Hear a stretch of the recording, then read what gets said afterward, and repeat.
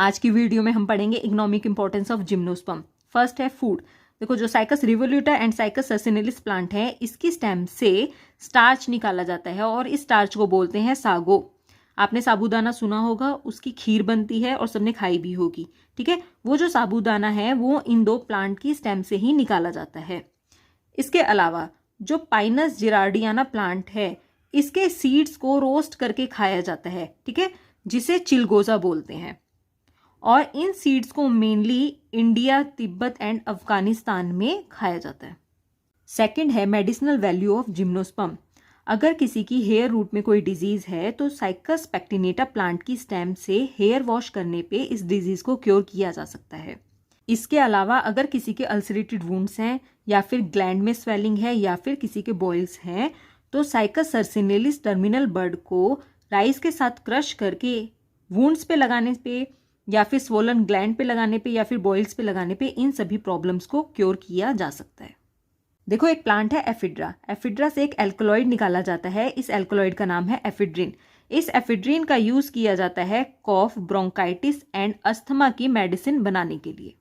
Third point है essential oil. देखो citrus, जूनिपेरस, thuja, इन सभी में असेंशियल ऑयल प्रेजेंट होते हैं और इन असेंशियल ऑयल का यूज किया जाता है soaps, perfumes, disinfectants and deodorants बनाने में। फोर्थ पॉइंट है ऑर्नामेंटल वैल्यू ऑफ जिम्नोस्पर्म। देखो जो साइकस रिवोल्यूटा है उसकी लीव्स को ड्राई करके उन पे कलर करके उन्हें as a decorative material use किया जाता है। ठीक है, अब देखो बहुत सारी स्पीसीज हैं पाइनस एंड जूनिपेरस की जिनको एज ए क्रिसमस ट्री भी यूज किया जाता है। इसके अलावा साइकस रिवोल्यूटा, साइकस सर्सिनिलिस, इन प्लांट्स को as a ornamental plants garden में ग्रो किया जाता है।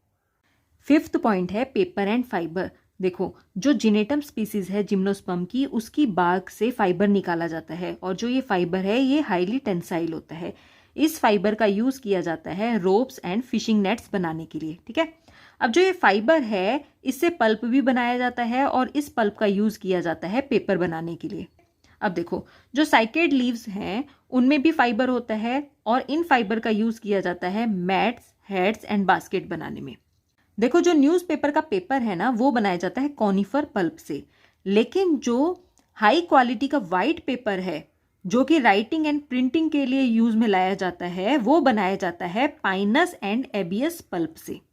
सिक्स्थ पॉइंट है टिम्बर वैल्यू ऑफ जिम्नोस्पर्म।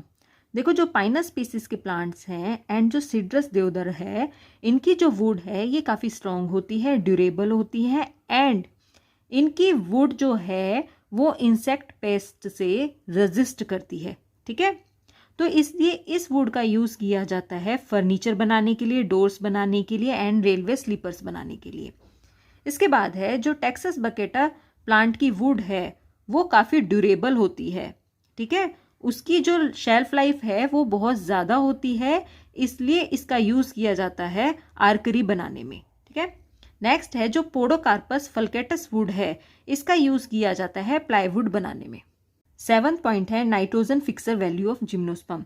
देखो जो साइकेड्स हैं उनमें टैप रूट्स तो होती हैं, टैप रूट्स के साथ साथ इनमें कोरेलॉइड रूट्स भी होती हैं और ये जो कोरेलॉइड रूट्स हैं ये सिर्फ साइकेड्स में ही होती हैं। ये जो कोरेलॉइड रूट्स हैं इनमें एल्गी रहती है। कौन सी एल्गी रहती है? वो है नॉस्टॉक एंड एनाबिना। ये जो नॉस्टॉक एंड एनाबिना एल्गी है ये फ्री एटमॉस्फेरिक नाइट्रोजन को यूजेबल फॉर्म में कन्वर्ट कर देती है, जिसको ये साइकेड प्लांट्स यूज कर लेते हैं अपनी ग्रोथ के लिए। 8th पॉइंट है रेजिन्स। देखो जो Pinus roxburghii and Pinus wallichiana plant हैं इनसे निकलता है ओलियोरेजिन और इस ओलियोरेजिन का यूज किया जाता है मेडिसिन, ऑइंटमेंट्स एंड वार्निशेस बनाने में। ठीक है, अब देखो जो पाइन ट्री है उससे टर्पेंटाइन ऑयल भी निकलता है। जो ये टर्पेंटाइन ऑयल है इसको एज ए सॉल्वेंट यूज किया जाता है varnishes, paints and perfumery industry में।